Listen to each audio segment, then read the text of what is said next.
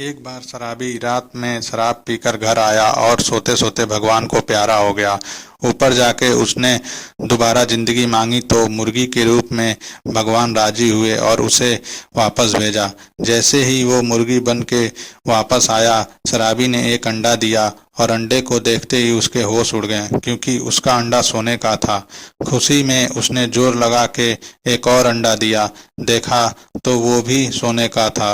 अब तो खुशी से शराबी ने जैसे ही तीसरे अंडे देने के लिए जोर लगाया, वैसे ही उसके सिर पे किसी ने झाड़ू मारी।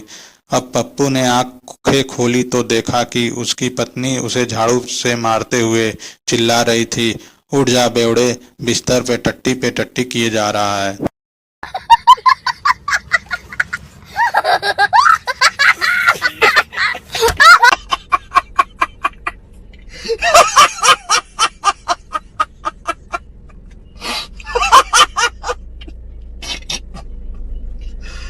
भगवान।